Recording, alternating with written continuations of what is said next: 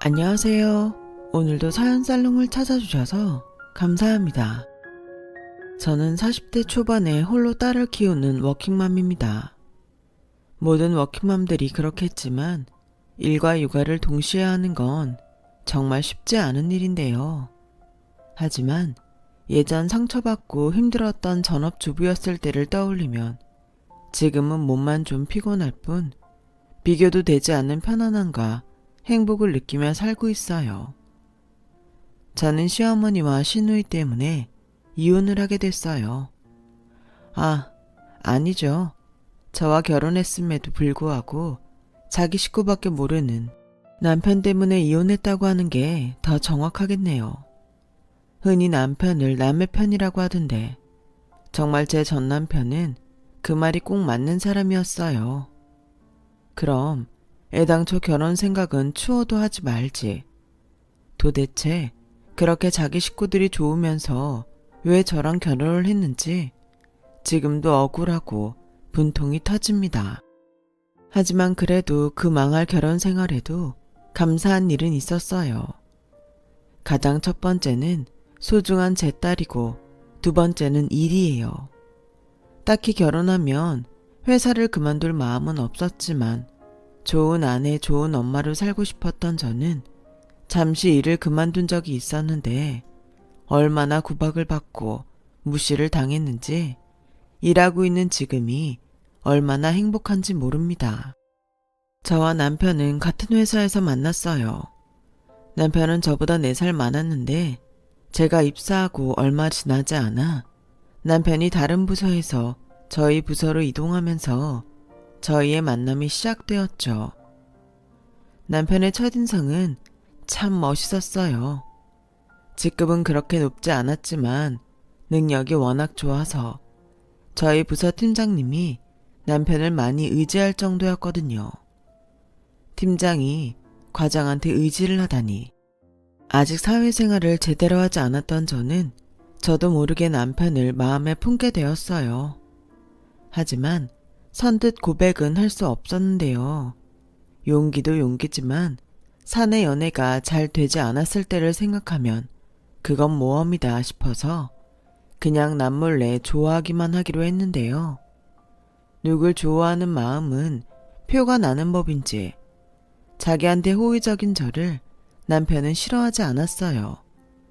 오히려 제가 잘 모르는 걸 따로 자세히 설명해주며 저를 챙기는데 이 남자도 어쩌면 나를 좋아하나? 라고 생각할 정도였어요. 요즘 말로 남편과 저는 썸을 탔던 거죠.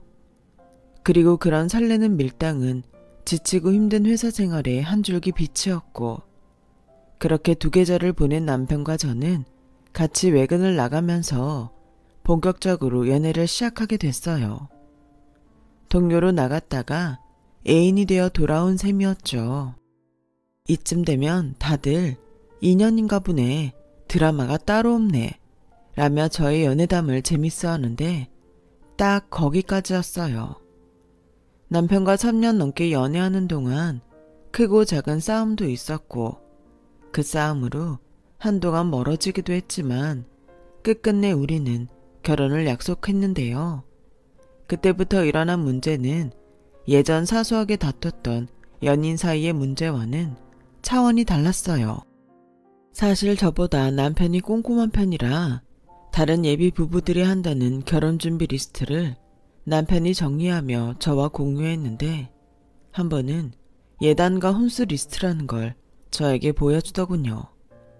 그리고 이상한 부분을 발견했어요. 저희는 서로 협의하에 반반 결혼을 하기로 했는데 남편이 준 시댁 예단 목록에 시누이 샤넬 가방, 그것도 그때 당시 500만원 금액이 책정되어 있었어요. 저는 제 눈을 의심했네요. 자기야, 여기 샤넬 가방은 뭐야? 이것도 예단에 들어가?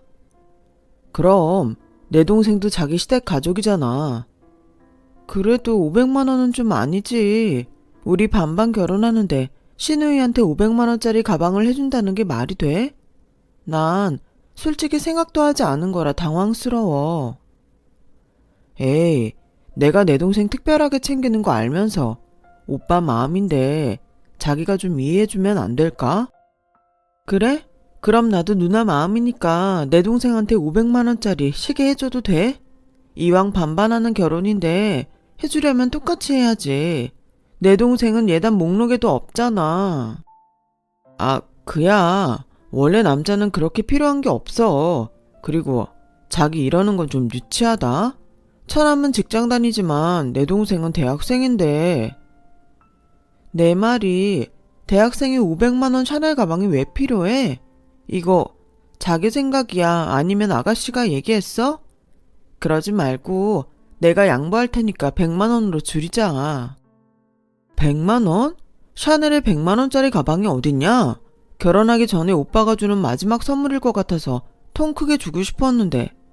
자기 생각보다 인색하다. 인색하다고? 자기가 과하다는 생각은 안 해? 됐고, 난 그런 걸로 자기랑 싸우고 싶지 않아. 우리 형편을 좀 생각해줬으면 좋겠어. 우리 빠듯한 거 아니야?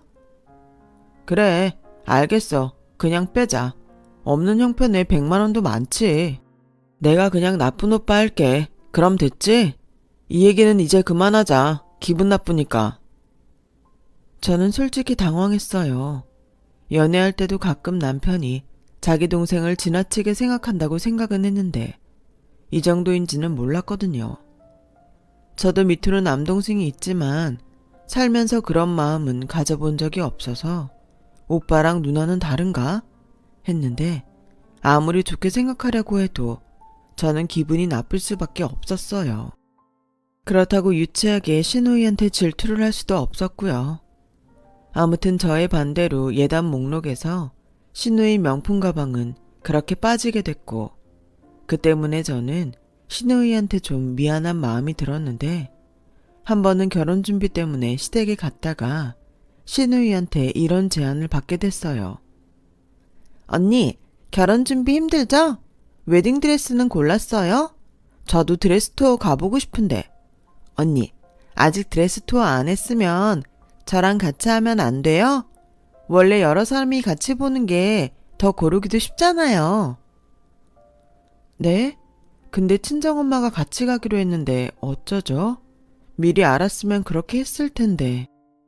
뭘 그런 걸 가지고 어렵게 생각하냐? 안사돈한테 말하면 되지. 우리 딸이 안목도 높고 그런 데는 젊은 사람이랑 가야지. 우리 딸이 벌써부터 올케 언니 챙기려고 하는데 같이 다녀라. 혼수장만 할 때도 같이 다녀. 네? 그래. 나는 요즘 회사 일이 바빠서 시간 내는 것도 힘든데 희경이랑 다니면 되겠다. 희경이가 내 취향 제일 잘 알거든. 그럼 오빠 나만 믿어. 그뿐만이 아니었어요. 웨딩드레스 투어 다음에도 문제가 있었는데 스튜디오 웨딩 촬영을 앞두고 있는데 아가씨가 자기도 웨딩드레스를 입어보고 싶다고 하는 거예요. 오빠, 나도 오빠네 웨딩 촬영할 때 한 컷만 찍으면 안 돼? 기념으로 엄마랑 같이 웨딩드레스 입고 사진 찍으면 좋겠다. 우리 엄마 웨딩드레스도 못 입고 결혼했잖아. 그러네. 내가 그 생각은 못했다. 자기야, 어때?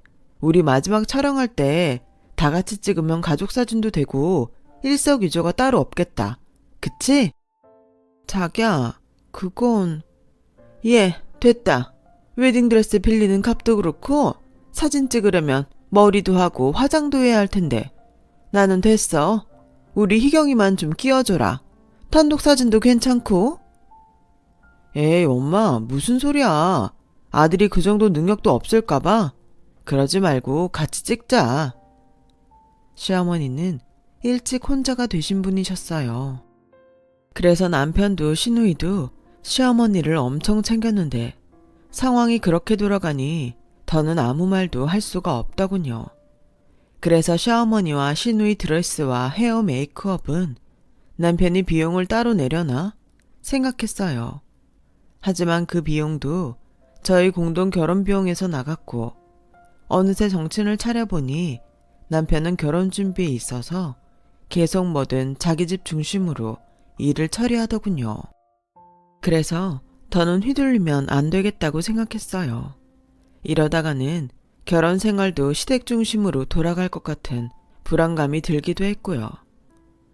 저기 자기야, 이런 말 나도 좀 하기 힘든데 우리가 반반 결혼을 하기로 했으니 말하지 않으면 안 될 것 같아. 지금까지 자기가 계획 세우고 우리 비용 처리한 거 보니까 일부러 그런 건 아니겠지만 우리 돈에서 자기 집 쪽에 들어가는 돈이 더 많은 것 같아. 이래서는 반반 결혼이라고 할 수 없지 않아? 뭐? 다른 사람도 아니고 우리 가족인데 꼭 그렇게 얘기해야 해? 서운하다. 입장을 바꿔놓고 생각해봐. 우리 반반 비용에서 내가 우리 가족들 데리고 다니면서 비용 쓰면 자기는 좋겠어? 얼마나 썼다고 그러냐? 그리고 내 동생이 결혼 전부터 자기랑 친해지고 싶어서 그러는 거 정말 모르겠어? 일부러 자기 시간 빼고 엄마 모시고 나와서 자기랑 더 많이 시간 가지려고 그러는 거잖아. 난 고맙기만 한데. 자기는 거기에 깨지는 돈만 생각해? 그렇게 안 봤는데 자기 실망이다. 나는 그래. 아버지 일찍 돌아가시고 남은 가족이랑 자기가 하루라도 빨리 친해졌으면 좋겠어. 이제 자기 가족은 나랑 우리 식구들 아니야? 뭐라고? 물론 자기 마음이 나쁘다고 생각하진 않아. 근데 너무 일방적이잖아. 그러는 자기는 우리 식구들이랑 친해지려고 무슨 노력을 하는데 난 나도 그렇고 자기한테 그런 거 강요하고 싶지 않아. 우리가 행복하려고 하는 결혼 아니야? 나는 좀 더 자기가 우리 중심으로 생각했으면 좋겠어. 저는 이 정도 말하면 알아들었을 거라고 생각했어요. 남편에겐 서운한 마음도 있었지만 남편을 사랑하는 마음이 더 컸기에 이 문제를 잘 해결하고 싶었죠. 그리고 결혼하면 당연히 달라질 거라고 믿었어요. 누구보다 자기 식구 생각하는 마음이 크니 결혼하면 시댁 가족보다 저를 더, 그리고 아이가 생긴다면 아이에게 더 마음을 쓸 거라고 생각했죠. 그래서 가능한 최대한 빨리 아이를 갖고 싶었어요. 하지만 결혼을 하고 딸이 태어나도 남편은 제 기대와 달리 변하지 않았어요. 게다가 아이를 낳고 당장 애 봐줄 사람이 없었는데 남편은 저에게 회사를 그만두라고 하더군요. 친정 아빠가 암투병을 하고 계셔서 친정엄마는 병간호로 바쁘셨고 시어머니는 절대 애는 보지 않겠다고 하니 뾰족한 수가 없었어요. 세상에서 가장 사랑하는 제 딸인데 엄마인 제가 일을 포기할 수밖에 없었죠. 주변에서는 일 그만두면 무시당한다고 마음은 좀 아프더라도 애는 시터에게 맡기고 회사를 계속 다니라고 했는데 남편과 같은 회사를 다니면서 남편에게 잔소리 듣는 것도 그렇고 무엇보다 남의 손에 제 딸을 맡기기 싫었어요. 그리고 다른 건 몰라도 자기가 먼저 저에게 회사를 그만두라고 했는데 저를 무시한다는 건 말이 안 되니까 그런 일은 없을 거라고 생각했죠. 하지만 딸아이가 도리진하고 거짓말처럼 남편은 저를 무시하기 시작했어요. 늦게 들어와도 힘들게 돈 벌다 늦은 거니 당당했고 집에 오면 손 하나 까딱하지 않더라고요. 모처럼 일찍 오는 날이면 딸아이를 눈으로만 보는데 환장을 노릇이었어요. 거기에 살림과 육아는 휴가도 없고 퇴근 시간도 없잖아요. 그래서 주말이면 남편에게 도움을 받을까 기대를 하며 주말만 기다리는데 주말이면 왜 그렇게 시댁을 가자고 하는지 저의 고난은 끝이 없었네요. 원래 며느리들이 시댁 가면 일을 더 많이 하잖아요. 그래서 한 번은 남편 동의하에 가족여행을 계획한 적이 있었는데요. 이 인간이 그걸 까먹고 또 시댁 식구들과 주말 약속을 잡아왔어요. 이번 주말에 엄마가 와서 삼겹살 구워 먹자고 하는데 자기 괜찮지? 이번 주말? 자기 벌써 잊었어? 이번 주말에 유나 데리고 동물원 가기로 했잖아. 우리끼리 1박 하려고 펜션도 예약했는데. 뭐? 그게 이번 주야? 에이, 어쩌지? 그냥 동물원만 다녀오면 안 돼? 펜션은 취소해도 되잖아. 거기서 고기 먹고 자고 오나? 우리 집에서 고기 먹고 자고 오나 똑같지 않아? 뭐가 똑같아. 그리고 우리 이번 달에 벌써 시댁에 3번이나 다녀왔어. 주말마다 그렇게 가면서. 어머니는 어쩜 이번 주에도 또 오라고 하실 수가 있어? 뭐? 너는 왜 말을 그렇게 하냐? 우리 엄마가 자기 힘들까봐 애 봐주려고 일부러 그러는 건데. 그리고 굳이 차 막히는 주말에 동물원을 가야 해? 돌쟁이가 뭘 한다고. 자기 회사 그만두고 시간도 많잖아. 평일에 차 안 막힐 때 가. 내가 차 두고 가면 되잖아. 뭐라고? 내가 남편이 없어. 우리 딸이 아빠가 없어. 물론 차는 막히겠지. 근데 자기랑 가려면 어쩔 수 없잖아. 우리 유나 낳고 우리 가족만 외출한 적 한 번도 없는데 항상 여행은 자기 식구들이랑 같이 다녀야 하고. 그럼 애당초 왜 좋다고 했어?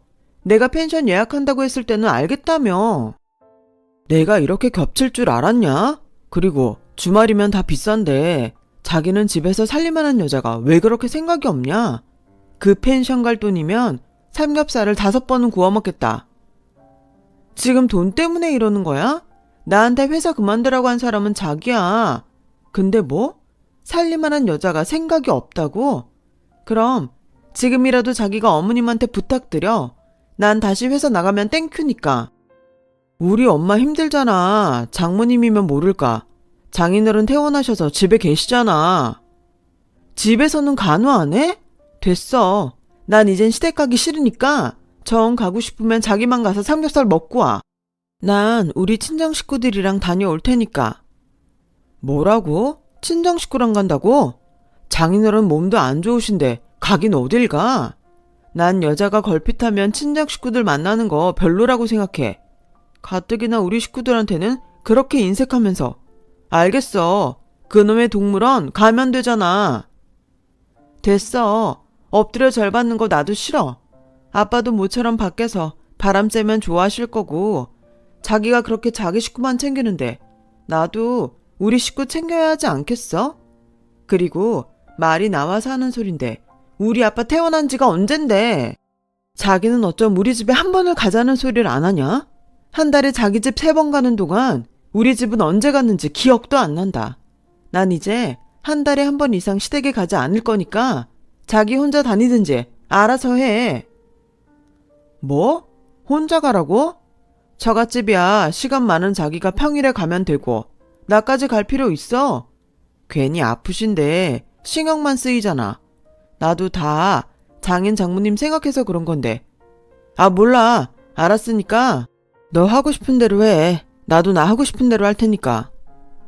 그날 저는 남편과 그런 후 가장 크게 싸웠어요. 저도 참았던 게 많았던지라 그게 한 번에 터졌거든요. 결국 남편은 주말에 보란 듯이 시댁을 갔어요. 그것도 하나밖에 없는 차를 끌고요. 저는 어쩔 수 없이 동생에게 전화를 했어요. 동생은 상황을 모두 전해 듣고 친정 부모님을 모시고 우리 집에 왔고 그렇게 예정이 없었지만 저는 모처럼 친정 식구들과 가족여행을 가게 됐는데요. 마음은 불편했어요. 처음부터 계획된 여행도 아니었고 남편이 결국 그렇게 행동했다는 것에 저는 서운하다 못해 충격을 받았죠. 그리고 저희 친정 식구들도 그런 저의 눈치를 많이 봤어요.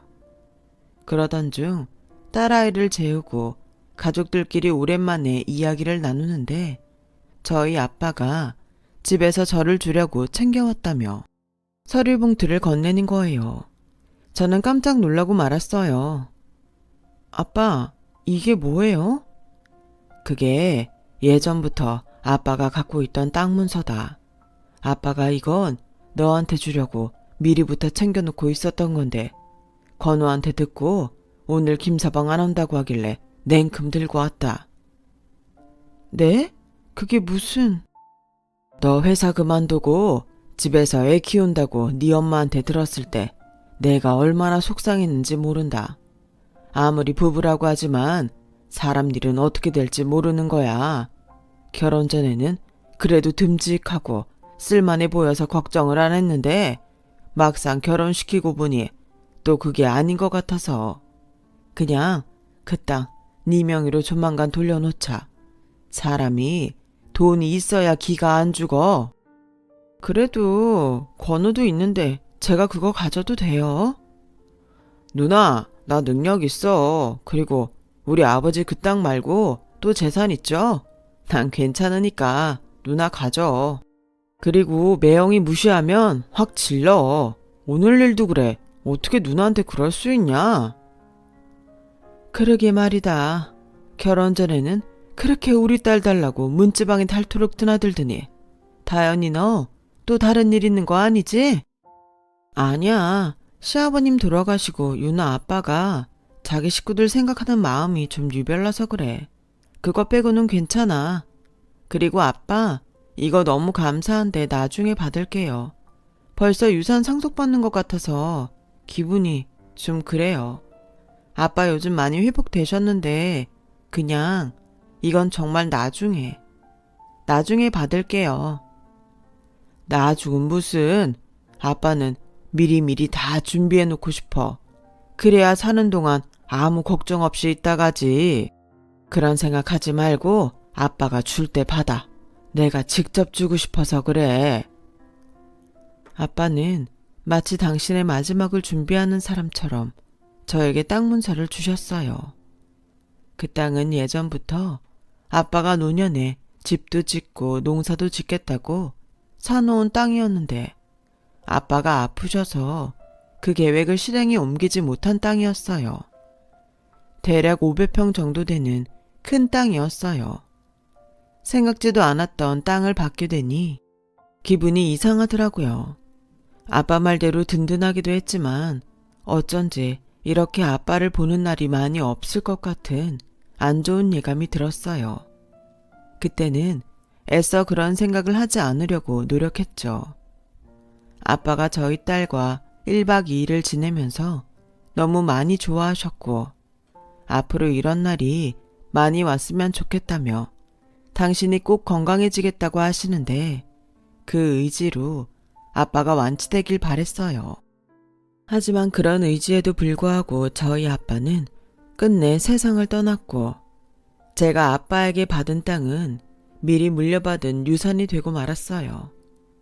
아빠의 영정 사진을 보며 그동안 자주 찾아뵙지 못한 죄송함에 얼마나 울었는지. 저는 장례를 치르는 3일 동안 거의 산송장과 마찬가지였어요. 그런데요, 정말 의외로 남편에게 연락을 받고 온 시어머니는 당신이 유경험자라며 저희 엄마를 위로하셨고 당신도 피곤하고 힘드실 텐데 3일 연속 장례식장에 오셔서 저희 가족을 도와주셨는데요. 아빠를 잃고 기쁜 슬픔에 빠진 저를 꼭 안아주시기도 하셨어요. 그러자 사람 마음이 간사한 건지 그동안 서운하고 얄미웠던 마음은 오간데 없이 사라졌고 이제라도 남편의 바람처럼 시어머니와 잘 지내고 싶다는 마음을 먹게 되었는데 남동생과 제가 장례를 마치고 부의금을 계산하는데 저희 시어머니 이름의 봉투는 보이지 않았어요. 꼭 돈을 내야 하는 건 아니라고 생각했던 저는 시어머니가 깜빡하셨을 수도 있고 그게 아니어도 오셔서 고생한 게 있으니 상관없다고 생각했는데요. 그렇게 친정아빠의 장례를 마치고 며칠 지나지 않아서 시어머니가 안방에서 시누이한테 하는 말을 듣게 되면서 제 기분은 팍 상하고 말았네요. 엄마, 그래서 엄마는 부의금 대신 몸으로 떼어고 온 거야? 그래, 내 친구들한테 물어보니까 돈을 꽤 많이 내더라고. 세상에나, 내가 그 양반이랑 무슨 친분이 있다고 그런 돈을 내냐? 그래도 그렇지, 부의함 열어서 다 확인했을 텐데. 괜찮아. 그러는 저는 우리 집에 시집 올 때 대단하게 해왔냐? 나도 지한테 민망해서 얘기를 못하듯 지도 나한테 말 못하겠지. 그거였어요. 웬일로 그렇게 마음을 써주시나 했더니 돈이 아까워서 몸으로 때우시려고 했던 거였더라고요. 몰랐으면 그냥 넘어갈 수도 있었는데 괜히 알게 돼 불편한 진실에 저는 또다시 마음을 다치고 말았어요. 그리고 한동안은 시댁에도 가지 않았는데요. 제가 그러거나 말거나 상관없었던 남편과 시댁 식구들은 끝내 문제의 불씨를 만들기 시작했어요. 그날은 정말 어이없게도 제 동의도 없이 저희 집에 들이닥쳤는데요. 남편이 제가 시댁에 가는 걸 싫어하니 시댁 식구들을 저희 집으로 부른 게 문제였어요. 참 당황스럽고 썩 유쾌하지 않은 일이었는데 대놓고 시댁 식구들 앞에서 싫어하는 티를 낼 수가 없어 일단은 시어머니와 시누이를 보내고 남편과 이야기를 하자 싶었죠. 그렇게 저는 예정이 없었지만 시어머니와 시누이에게 내어줄 저녁밥을 만들게 됐어요. 그리고 별다른 일 없이 밥을 먹고 과일까지 먹으며 어서 빨리 저들이 돌아가기만을 기다리고 있는데 시어머니가 배가 아프시다며 화장실을 가셨는데 그 사이 시누이가 제 남편에게 찰싹 붙어 용돈을 달라고 애교를 떨더군요. 오빠, 나 이번에 남친이랑 제주도 놀러 가는데 오빠가 동생 용돈 좀 주면 안 돼? 여행 갈 때 입고 갈 예쁜 옷도 사고 싶고 가서 맛있는 것도 먹고 오고 싶은데 내가 가진 돈이 별로 없어. 그래? 알았어. 전에 오빠 회사에 데리고 왔던 사업한다는 그 친구 맞지? 남자답고 능력도 좋아 보이던데 얼마나 필요한데? 근데 니들 데이트 비용 각각 부담하는 거야? 아니, 평상시엔 남친이 내지. 근데 어떻게 여자가 맨날 얻어먹어. 나도 가끔은 사고 해야지. 요즘은 새언니처럼 남자한테만 의지하면 안 되는 세상이야. 그래, 그건 네 말이 맞아. 요즘은 여자도 돈이 있어야 대우를 받는다니까. 그래, 얼마면 되는데? 한 100만 원. 저는 신우이의 말에 더는 듣고만 있을 수 없었어요. 마치 제가 일부러 남편에게 의지하려 돈을 안 버는 것처럼 얘기하는 것도 불쾌했고 용돈을 100만 원이나 달라고 하니 말리지 않을 수가 없었어요. 게다가 부정하기는커녕 자기 동생 말이 다 맞다는 듯 말하는 남편 꼴도 보기 싫었는데 그래서 이제부터는 할 말은 하고 살자고 결심했죠. 아가씨, 100만 원이라뇨. 남자친구랑 여행 가는데 경비를 저희 보고 다 내달라는 거예요? 한 1, 20만 원이면 몰라도 그 정도는 저희도 없어요. 어머, 웃겨? 언니, 내가 지금 언니한테 돈 달라고 했어요? 우리 오빠한테 달라고 한 거잖아요. 언니가 버는 돈도 아니면서 언니가 왜 끼어들어요? 설마 오빠 집에서 놀기만 하는 새언니 경제권 줬어? 그거 엄마 알면 큰일 나는데. 오빠도 알지? 우리 엄마 그런 거 딱 질색인 거. 아가씨, 그건 아가씨가 상관할 일이 아니에요. 그리고 말은 바로 했으면 좋겠는데 전 제가 원해서 일 그만두지 않았어요. 아가씨 오빠가 먼저 저한테 회사 그만두라고 했다고요. 자꾸 저 들으라고 이상하게 말하는데 저 더는 못 참아요. 헐, 진짜 어이없어.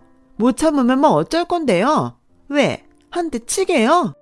내 친구 새언니들은 거꾸로 시누이 여행 간다고 하면 알아서 경비도 챙겨주고 옷도 사준다고 하는데 어쩌면 언니는 생긴 것처럼 그렇게 쪼잔해요? 됐어요. 나 기분 망쳐서 여행이고 뭐고 안 갈 거야. 오빠, 그깟 돈 안 줘도 돼. 희경아, 왜 그래? 당신 뭐해? 빨리 내 동생한테 미안하다고 말해. 오빠가 100만 원 줄게. 그러니까 화 풀어. 아, 몰라. 이왕 줄 거 기분 좋게 주면 좋잖아. 그리고 새언니, 솔직히 이런 말은 안 하려고 했는데 새언니 혼수도 뭐 하나 제대로 해온 것도 없으면서 나랑 우리 엄마한테 너무 함부로 하는 거 아니에요? 사람이 염치가 있어야지. 빈손으로 시집 왔으면 그만큼 뭔가 마음으로 때워야 하는 거 아닌가? 앞으로는 괜히 이런 일로 저 서운하게 만드는 일은 없었으면 좋겠어요. 저는 순간 죄기를 의심했어요. 챙길 거 다 챙겼다는 듯 시누이는 의기양양하게 집에 갈 준비를 하는데 남편은 일부러 저와 눈을 마주치지 않으려 할 뿐 이 일에 저에게 아무런 말을 하지 않았는데요.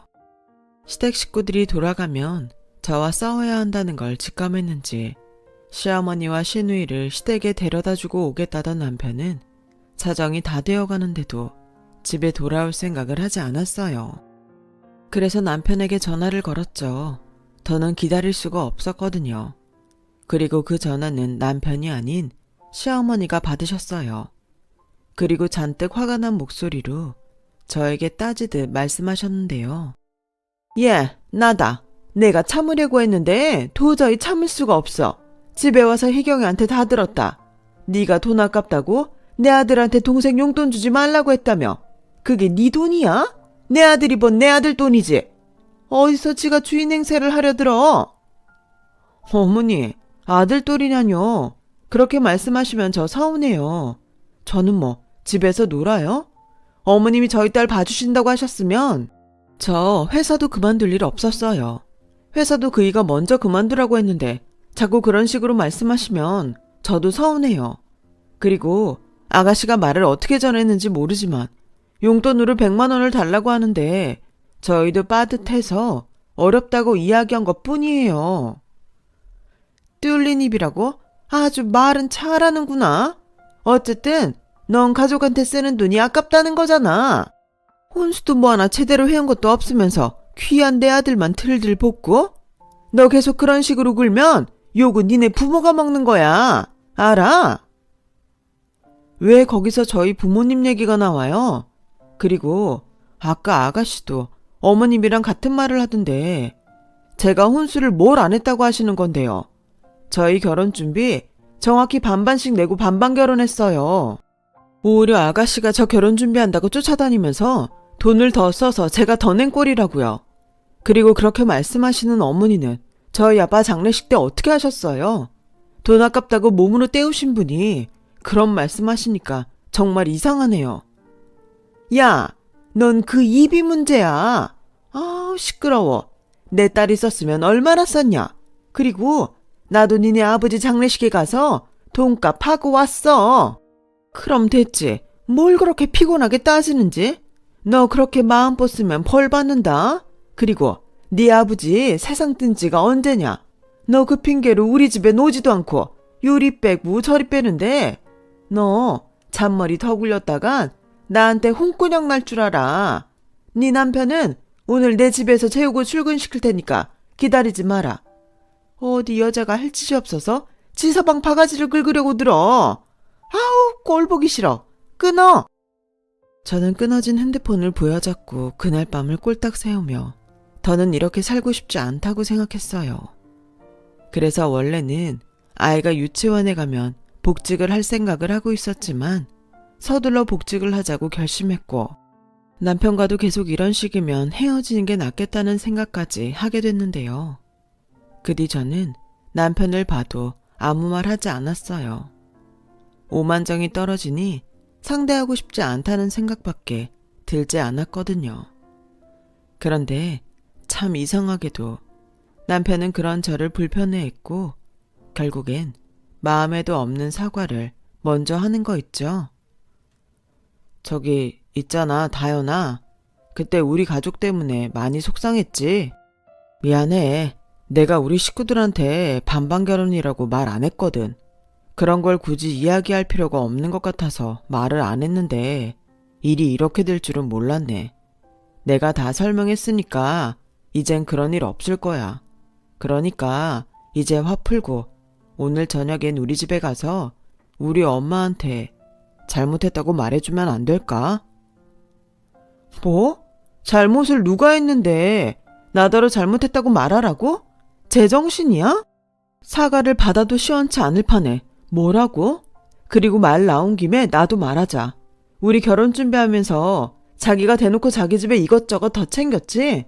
근데 왜 욕은 내가 먹어? 누군 그거 안 아까운 줄 알아? 그건 자기도 우리 엄마 고생 많이 하셨으니 그 정도는 좋다고 했잖아. 이제 와서 그런 얘기하는 건 치사한 거지. 그러니까 왜 사람을 치사하게 만드냐고. 애당초 자기가 제일 나빠. 자기가 처음부터 중심을 잘 잡았으면 이런 일은 없다고. 그렇게 자기 집 식구가 좋으면서 왜 결혼을 했어? 그냥 자기 식구들이랑 살지. 야, 너 말이 좀 이상하다. 그래서 지금 이게 다 내 잘못이라고? 그래, 그럼 지금이라도 갈라서. 그럼 되겠네. 난 뭐 아쉬울 거 있는 줄 알아? 집 좀 잘 사는 줄 알았더니 그런 것도 없고 사위라고 뭐 챙겨주시는 것도 없는데 나도 이혼하면 편해. 오히려 벌이도 없이 애 딸린 네가 주장할 일은 아닌 것 같은데. 아, 그래서 그렇게 결혼하고 변한 거야? 그리고 갈라서자고 하면서 당연히 애는 챙길 마음이 없나 보지? 됐다 그래. 이혼해. 내가 그렇게 나오면 겁날 줄 알아? 누가 할 소리. 지금 이혼하면 누가 제일 아쉬운데. 너 나중에 딴소리나 하지 마. 나도 우리 식구랑 잘 지낼 마음 없는 너 같은 여자는 나도 더 살고 싶지 않으니까. 딴소리? 너나 하지 마. 지금 나 아무것도 없다고 무시하나 본데 나 이래봬도 우리 아빠가 내 명의로 물려주신 500평 땅도 있어. 나도 더는 아쉬울 거 없으니까 내일이라도 당장 법원 가자. 저는 진심이었어요. 그래서 내내 숨겨두고 있던 땅 이야기도 한 거고 그날만큼은 어찌나 속이 시원한지. 이럴 줄 알았다면 진작에 갈라설 걸 하는 생각이 들 찰나 남편은 거짓말처럼 태도를 바꾸기 시작했어요. 감정적으로 이야기하지 말고 이혼은 아이를 위해 신중하잖아? 뭐 그런 말을 하는데 콧방귀가 나오더라고요. 그래서 저는 그 뒤로는 변호사 사무실을 찾아다니면서 이혼 상담을 하러 다녔어요. 그런데요, 저에게 숨겨둔 땅이 있다는 사실을 안 남편은 완벽하게 태세 전환을 했고 자기 집 말고는 관심 없던 사람이 저희 친정을 먼저 챙기기 시작했는데요. 저도 바보가 아닌 이상 남편이 왜 그렇게 변했는지 모르지 않았어요. 하지만 남편은 긴 간병 끝에 허리와 무릎이 아픈 저희 엄마를 성심성의껏 챙기더군요. 저희 엄마는 달라진 남편의 태도에 감동까지 받아서 저에게 되려 이혼을 천천히 생각해보는 게 어떻겠냐고 하셨어요. 엄마, 저 사람 지금 다른 꿍꿍이 있어. 마음에서 우러나와서 하는 거 아니라니까? 그래도 사람이 저렇게 노력을 하잖아. 네 아버지가 물려준 그 땅 있으면 김서방도 더는 더 무시할 수 없을 거야. 그러니까 이혼은 당분간은 보류하자. 유나도 생각해야지. 참, 마음이 복잡했어요. 저 인간의 얄팍한 수를 다 아는데 이대로 넘어가도 될지, 오히려 그걸 이용해서 지금이라도 고쳐서 살지. 한 번뿐인 인생이기에 고민이 많이 되더군요. 그리고 남편은 그런 제 마음을 알았는지 웬일로 자기 집에 가자는 소리도 하지 않았고 저한테 자기 집 얘기는 일절 꺼내지도 않으면서 딸과도 잘 놀아주는데 솔직히 좋았어요. 이렇게만 살 수 있다면 굳이 이혼하지 않아도 될 텐데 라는 생각을 많이 하게 됐죠. 그리고 어쩐 일인지 그렇게 아들 타령, 오빠 타령하는 시댁 식구들한테도 연락이 없었어요. 그래서 한 번은 제가 남편에게 물었죠. 자기, 요즘 시댁에 가자는 소리도 도통 안 하네? 어머님도 아가씨도 연락 한 번 없고 혹시 무슨 일 있어? 일은 무슨 일? 지난번 일도 있고 해서 내가 당분간은 거리를 두고 지내자고 했어. 자기한테만 너무 강요하는 것 같아서. 왜? 사람이 갑자기 변하니까 이상하네. 내가 물려받은 땅 때문이야? 그래서 요즘 우리 엄마한테도 그렇게 잘하는 거고? 에이, 사람을 뭘로 보고. 내가 그때 이혼하자고 한 건 순전히 감정적이었어. 자기가 다 나 때문이라고 하니까 나도 모르게 그런 소리를 했던 거지. 그리고 곰곰이 생각해 봤는데 장인어른도 안 계신데 이젠 우리 엄마보다는 장모님을 챙기는 게 맞는 것 같아. 지금 얼마나 힘드시겠어. 내가 부족한 사위라 죄송할 따름이지. 그렇게 3개월 정도가 지났어요. 그 3개월 동안 시댁에선 연락도 없었고 남편을 통한 일방적인 약속도 없었는데 그즈음 되니 오히려 제 마음이 편하기보다는 불안해졌죠. 그래서 분위기도 떠볼 겸 시어머니에게 오랜만에 전화를 드렸어요. 그러자 정말 예상하지 못한 반응이 절 당황하게 만들었는데요. 어머, 이게 누구야? 우리 며느리 아니야? 웬일로 네가 나한테 먼저 전화를 다 줬니? 아우, 고마워라. 어머니? 그동안 잘 지내셨어요? 요즘 도통 연락이 없으셔서. 시어머니 안부 걱정돼서 전화한 거야? 예뻐라. 난 잘 지내고 있다. 내가 지난번에는 정말 미안하다. 내가 구식이라 잘 몰라서 그랬어. 그나저나 목소리 들으니까 너무 보고 싶은데? 너네 언제 한번 집에 오지 않을래? 윤아도 너무 보고 싶고. 내가 너 사과하는 의미로 너 좋아하는 갈비찜 만들어 놓을게. 너는 와서 밥만 먹고 가. 처음이었어요. 시어머니에게 그런 헌대를 받는 건요. 그래서 남편도 바랄 것 같은 생각에 그 주 주말에 시댁에 가기로 했죠. 그랬더니 시어머니뿐만 아니라 시누이까지 완전히 다른 사람이 되어 저를 배려하는데 어색해서 죽는 줄 알았어요. 그리고 정말로 시댁에 도착한 저에게 시어머니는 그 어떤 것도 시키지 않았는데 오히려 시누이에게 너 그러지 말고 네 이렇게 편하게 밥 먹게 윤화 데리고 밖에 나가서 한 바퀴 돌고 와. 편의점 가서 간식도 좀 사주고 라는 말씀을 하시는데 얼마나 놀랐는지 몰라요. 게다가 더 놀라운 건 시어머니의 말에 시누이가 알겠다며 제 딸아이를 데리고 나가는데 이게 다 무슨 상황인가 싶더라고요. 그렇게 얼떨떨한 채로 집에 돌아왔는데 제 눈치를 살피던 남편이 먼저 저에게 말을 걸었어요. 오늘은 어땠어? 안 힘들었지? 오히려 너무 잘해주시니까 내가 막 어색하더라. 그랬어. 난 엄청 좋더라. 사실 내가 바라던 게 이거였거든. 우리 식구들도 이제는 완전히 달라졌으니까 이젠 걱정하지 마. 내가 미안한 마음으로 평생 잘할게. 솔직히 난 자기가 다른 마음 때문에 나한테 잘한다고 생각했어. 우리 엄마한테 잘하는 것도 그렇고. 근데 자기가 이렇게까지 중간 역할을 잘해주고 시어머니랑 아가씨가 잘해주니까 나도 좋다. 생각해보면 나도 무뚝뚝하고 불만만 많았어. 앞으로 나도 잘할게. 정말? 고마워. 우리 이젠 싸우지 말고 진짜 행복하게 살자. 시댁 친정 그렇게 편가르지 말고 한 가족으로. 어때? 그래, 좋아. 다행이다. 나 솔직히 장인어른이 자기한테 그런 땅을 물려주셨다는 것도 놀랐지만 그걸 자기가 나한테 말하지 않았다는 거에 많이 놀랐어. 내가 그 정도로 자기한테 신임이 없었나 싶어서. 그건 우리가 맨날 사이가 좋지 않았으니까. 그래, 이해해. 그래서 나도 반성하게 된 거야. 자기 말처럼 다 내 잘못인 것 같아서.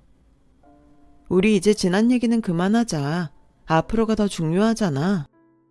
그래, 자기 말이 맞아. 그리고 오해는 하지 말고 들어줬으면 하는 말이 있는데 우리 이제 앞으로 잘 지낼 거니까 장인어른이 주신 땅 공동명의로 하는 건 어때? 땅이라는 게 갖고만 있어서는 안 되거든. 시세도 보고 적절하게 팔기도 해야 하는데 자기는 그런 거 잘 못하잖아. 그런데 그건 좀 어려울 것 같아. 아빠가 나한테 주신 땅이기도 하고 친정 식구들도 원하지 않을 것 같거든. 내가 잘은 모르지만 시세도 챙겨보고 자기랑도 손해나지 않게 의논할게. 그럼 됐지? 자기가 그렇게 말하면 내가 할 말이 없지. 근데 잘할 수 있겠어? 워낙 넓어서 자기 혼자는 힘들 것 같은데 요즘 사기도 엄청 당한다고 하고. 정말 괜찮겠어? 난 공동명의로 하는 게 좋을 것 같은데. 저는 아니길 바랬어요. 한참 상처가 아물고 있었기에 남편이 다른 마음으로 공동명의 이야기를 한 게 아니길 간절히 바랬죠.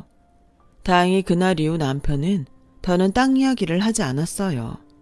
시댁 식구들도 여전히 저를 배려하고 챙겨줬고 저 역시 더는 시댁에 가는 게 불편하지 않게 되었는데요. 그렇게 마음을 내려놓았던 것이 잘못이었는지 마침내 그들은 자신들의 검은 속내를 저에게 내보이기 시작했어요. 그때가 마침 시누이가 만나던 남자와 결혼 이야기가 오가고 있었거든요. 시어머니는 언제부터인가 제가 시댁에 가도 안방에서 나오지 않고 끙끙 앓고 계셨는데 제가 왜 그러시냐고 물으니 시누이 남자친구 집에서 저희 시댁이 경제적으로 어렵다며 결혼을 반대한다는 이야기를 듣게 됐어요. 아휴, 이게 다 능력 없는 내 탓이지. 우리 딸 불쌍해서 어쩌냐? 저렇게 둘이 좋아 죽는데 그 집에서 우리 집 형편 때문에 반대를 하니 어쩌면 좋아. 아가씨 남자친구는 뭐라는데요? 집에서 반대하면 결혼 안 한대요? 말은 자기만 믿고 있으라고 하는데 그렇게 시집 보내면 그 집에서 내 딸을 구박하지 않겠어? 내가 아무리 없이 살았어도 금이야 오기야 키운 딸인데 시집살이 하는 꼴은 못 보지. 이럴 때 번듯한 집이라도 한 채 사서 보내주면 우리 희경이 기도 살고 딱 좋을 것 같은데 어쩌면 그 로또도 맞지를 않는다. 저는 그때 눈치를 챘어야 했어요. 하지만 시누이의 결혼이 조금 이른감이 있다고 생각한 저는 그냥 이참에 결혼의 연기가 되는 게 낫다고 생각했는데요. 그도 그럴 게 결혼을 생각하기엔 저희 시누이가 나이가 많이 어렸거든요. 제대로 직장 생활도 한 번 하지 않았고 20대 초반에 결혼이라니 순수하게 너무 아깝다는 생각을 했어요. 하지만 언니, 저 정말 우리 그이 아니면 안 되거든요. 근데 돈이 없어서 결혼을 못한다는 게 말이 돼요? 진짜 너무 속상해요. 언니는 뭐 좋은 생각 없어요? 좋은 생각이요? 저는 그냥 아가씨가 너무 아까워요. 지금 나이가 얼마나 좋을 텐데. 유나 아빠한테 들으니까 그 남자랑 8살 차이 난다면서요. 그러지 말고 좀 신중하게 생각해보는 게 어때요? 어머 언니, 그러니까 지금 나더러 결혼하지 말라고요? 언니는 결혼해서 행복하게 살면서 나같이 없는 여자는 결혼하면 안 돼요? 아가씨, 제가 언제 그렇게 말했어요. 그냥 감사하다고 모셔가도 모자랄 판에 반대하는 결혼 뭐가 아쉬워서 그렇게 하나 싶다는 거죠. 아가씨는 젊잖아요. 젊으면 뭐해요? 집 하나 해갈 수 없는데. 그러지 말고 언니가 좀 도와주면 안 돼요? 언니 물려받은 땅 있다면서요. 내가 알아보니까 그 땅 엄청 올랐던데. 네? 그건 어떻게 알았어요? 어떻게 알겠냐. 오빠한테 들어서 알았죠. 500평이나 된다면서요. 엄마랑 저 그 땅도 직접 가서 보고 왔어요. 언니, 그러지 말고 그 땅 팔아서 저 좀 도와주세요. 축의금도 필요 없고 결혼 선물도 필요 없으니까 한강뷰 30평대 아파트 한 채만 사주세요. 그럼 평생 언니한테 충성하고 살게요. 네, 언니. 정말 충격이었어요. 그래서 저는 그 자리에서 단칼에 안 된다고 거절을 했죠. 그러자 저희 대화를 몰래 엿듣고 있었는지 시어머니와 남편이 모습을 드러내는데 순간 소름이 끼쳤어요. 예, 유나 엄마야. 그러지 말고 네가 딱 한 번만 도와줘라. 식구 좋다는 게 뭐냐? 네가 시누이가 둘이 있는 것도 아니고 딱 하나 있는 건데 네가 언니 마음으로 좀 큰 맘 한번 먹어주면 안 되겠니? 너도 경험이 있잖아. 자고로 여자는 시집갈 때 많이 해가면 해갈수록 사랑받는 거야. 내가 이렇게 무릎 꿇고 부탁하마. 네가 우리 딸 좀 도와줘. 그래 자기야, 다른 사람도 아니고 시누이잖아. 자기가 딱 한 번 도와주면 내가 평생 머슴처럼 잘할게. 다들 나한테 왜 그래? 결국 그 땅 때문에 지금까지 나한테 잘해준 거였어? 그리고 어머님도 그래요. 저희 엄마가 이 사실을 알면 기분이 어떠실 것 같아요? 왜 저희 아빠가 주신 땅을 아가씨 때문에 팔아야 하는 건데요? 당신, 그래서 나한테 전에 공동명의로 하자고 했어? 우리 아빠 땅 팔아서 당신 동생 집 사주려고. 돌았니? 예, 너는 무슨 여자가 말을 그렇게 험하게 하냐, 쌍스럽게? 그리고 내가 내 딸 생각을 하지 남의 딸 생각을 왜 해? 공동명의 해주면 우리 아들이 어련히 그 돈 불려줄까? 집 사주는데 얼마나 든다고? 너 그럼 못 쓴다? 네 아버지도 이해할 거야. 그러니까 이해를 한다고요? 저희 아버지가 그 땅을 왜 주셨는데요? 당신들한테 무시당하지 말라고 주신 땅이에요. 꿈 깨요. 언니, 제발요. 언니도 알잖아요. 저 시집만 가면 부자 되는 건 한순간이에요. 제가 평생 은인으로 자랄게요. 철마다 명품 백도 사주고 우리 엄마 노후도 내가 책임질 수 있어요. 아가씨, 전에 아가씨가 그랬죠. 여자가 결혼해서 남자한테 의지하면 안 된다고. 근데 아가씨 좀 봐요. 아가씨가 무슨 돈으로 그런 걸 할 건데요? 됐어. 더럽고 치사하니까 그만두래. 내가 퇴직금 털고 대출 받아서 사줄게. 그럼 되잖아. 자기도 진짜 너무한다. 이젠 한가족으로 생각하기로 해놓고 돈 앞에선 어쩜 사람이 그러냐? 누가 할 소리? 자기야말로 어쩜 그럴 수 있어? 퇴직금에 대출을 받는다고? 그럼 돈은?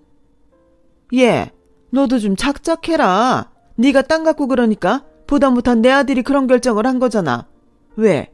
그 돈도 아깝냐? 그러지 말고 네가 그 땅 팔아. 내가 알아보니까 지금이 적기란다. 지금 팔아야 해. 그래야 손해를 안 본다고. 그리고 그 돈으로 내 딸 기 안 줄게. 혼수도 좀 짱짱하게 해주고. 그럼 좀 좋아? 그건 이 집 식구만 좋은 거죠. 저는 하나도 안 좋아요. 이 얘기는 안 들은 걸로 할게요. 먼저 가보겠습니다. 자기도 마음대로 해. 난 단 한 푼도 안 도와줄 거니까 그건 명심하고. 저 싸가지 없는 년? 땅 있다고 유세를 떨어? 그래, 내가 이제부터 시댁이 얼마나 무서운지 똑똑히 보여주마. 너 각오하는 게 좋을 거야. 저런 뒤통수에 울려 퍼지는 시어머니의 말을 듣고 헛웃음이 났어요. 설마 이 꼴을 보고 제가 이혼하지 않을 거라고 생각했다니 정말 웃기지도 않았어요. 그리고 더 웃겼던 건 남편 놈이었는데 집에 돌아와서 한다는 말이 정말 가관도 아니었죠. 당신이 지금 그 땅 있다고 무서운 게 없는가 본데 우리 이혼하면 당신이 갖고 있는 그 땅 절반은 내 거야. 내가 알아보니까 자기가 나랑 결혼하고 물려받은 거잖아. 그럼 명의는 자기 앞이라도 부부 공동재산이라고 하던데. 웃기고 있네. 그래, 법으로 따져보자. 이젠 당신이 어떤 떡밥을 던져도 난 당신하고 살 마음 없어. 저희 부부는 그렇게 이혼 소송을 했어요. 그래도 먼저 이혼 준비를 해봤기 때문에 두 번째 준비는 그리 어렵지도 않았는데 사실 남편이 주장하는 유산에 대한 재산 분할도 저는 이미 알고 있었어요. 하지만 그 이야기를 하면 남편이 또 이혼하지 않겠다고 버틸까봐 일부러 말을 하지 않았죠. 결국 저는 저희 아빠가 물려주신 땅도 지키고 아이를 낳고 경제활동을 하지 않았지만 결혼할 때 집이며 혼수를 반반으로 하고 제가 남편과 시댁에서 정신적으로 스트레스 받은 것이 인정되어 재산도 반반 정확히 분할할 수 있었죠.